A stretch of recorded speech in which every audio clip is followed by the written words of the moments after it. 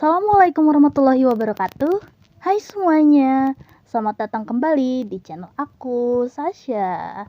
Tahukah kamu, setiap harinya bumi kita semakin tercemar. Asap kendaraan, limbah pabrik, sampah plastik perlahan menggerogoti alam yang harusnya kita jaga bersama. Dalam video ini, kami dari SMAN 71 Jakarta akan membahas sebuah karya tulis ilmiah berjudul Dampak Pencemaran Lingkungan Terhadap Alam Sekitar. Kita akan melihat bagaimana pencemaran mempengaruhi kehidupan, apa penyebab utamanya, serta apa yang kita bisa lakukan untuk memperbaikinya. Yuk, simak sampai akhir, karena perubahan benar selalu dimulai dari kesadaran kecil. Jangan lupa like, share, dan subscribe kalau kamu peduli dengan bumi kita.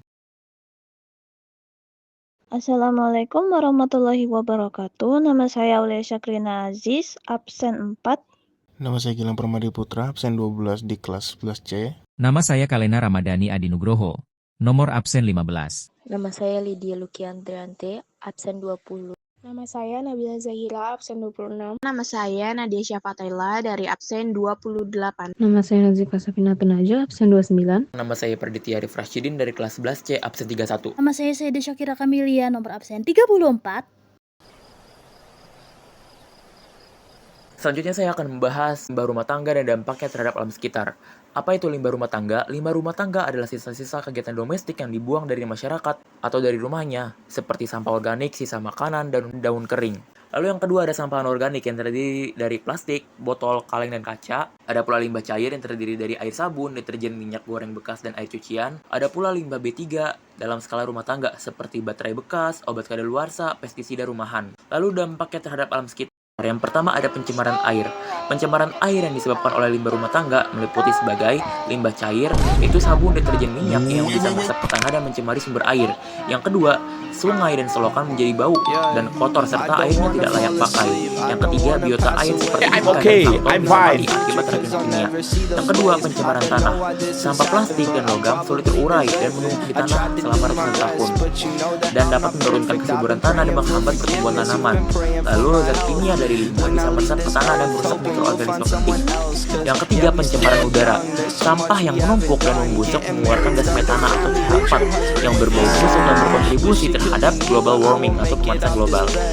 Jika dibakar, menghasilkan asap yang mengandung zat berbahaya seperti dioksin dan karbon monoksida. Hal ini berpotensi terhadap penyakit seperti ISPA atau infeksi saluran pernapasan akut.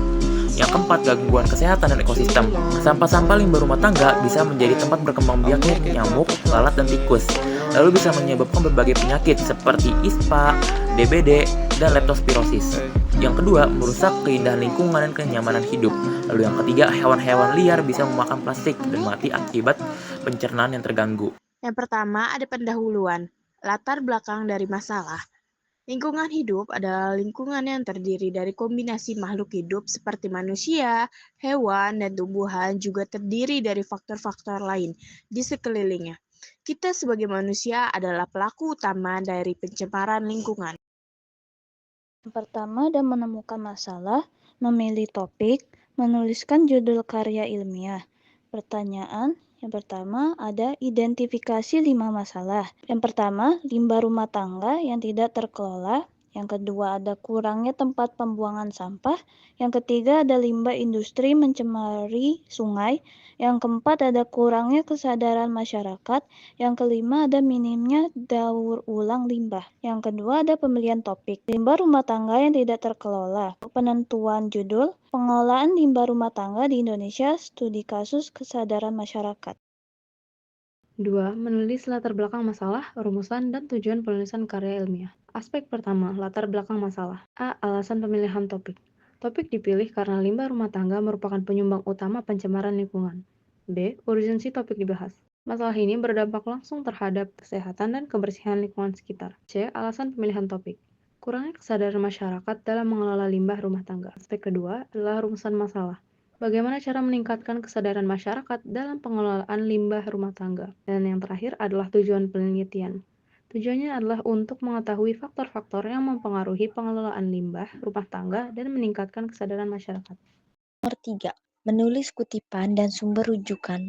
catatan kaki dan daftar pustaka secara etis, yaitu di sini ada pernyataan, yang ke satu ada kutipan pendapat, jawabannya adalah pengelolaan limbah rumah tangga yang tidak terkelola dengan baik dapat menyebabkan pencemaran lingkungan yang serius, termasuk pencemaran air, tanah, dan udara, serta berdampak negatif pada kesehatan masyarakat sekitar Sari 2020. Selanjutnya, yang kedua, ada penulisan catatan kaki. Jawabannya, pengelolaan limbah rumah tangga yang tidak terkelola dengan baik dapat menyebabkan pencemaran lingkungan yang serius, termasuk pencemaran air, tanah, dan udara, serta berdampak negatif pada kesehatan masyarakat sekitar.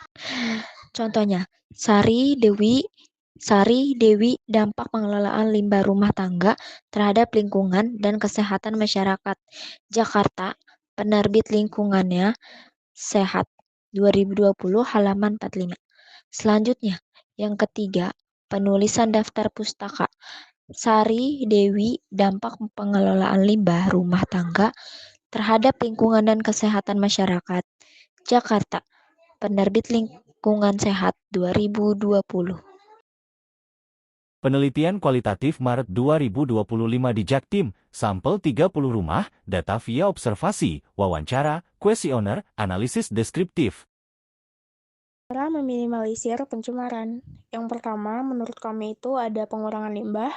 Yang kedua itu penggunaan energi terbarukan. Yang ketiga, transportasi ramah lingkungan. Yang keempat itu pertanian berkelanjutan. Dan yang terakhir adalah pengelolaan sumber daya air. 5. Menuliskan hasil riset dengan metodologi sederhana, simpulan dan saran. Hasil penelitian, sebagian besar masyarakat belum memilah sampah dan tidak mengetahui pentingnya daur ulang. Pembahasan, kurangnya edukasi menjadi penyebab utama rendahnya kesadaran dalam pengelolaan limbah rumah tangga. Simpulan, diperlukan peran aktif pemerintah dan masyarakat dalam edukasi dan penyediaan fasilitas pengelolaan limbah. Saran, lakukan kampanye pengelolaan limbah, menyediakan tempat sampah terpisah, dan mendukung daur ulang. Itulah tadi pembahasan kami mengenai dampak pencemaran lingkungan terhadap alam sekitar. Kita punya peran sekecil apapun itu untuk menjaga bumi ini. Mulailah dari hal yang sederhana seperti buang sampah pada tempatnya, menghemat energi, kurangi penggunaan plastik, dan terus sebarkan kesadaran akan pentingnya menjaga lingkungan. Ingat, bumi bukan warisan dari nenek moyang, tapi titipan untuk anak cucu kita. Terima kasih telah menonton video ini sampai akhir. Jika kamu merasa video ini bermanfaat, jangan lupa untuk like, komen pendapatmu di bawah, dan subscribe agar tidak ketinggalan konten edukatif lainnya dari kami. Sampai jumpa di video berikutnya.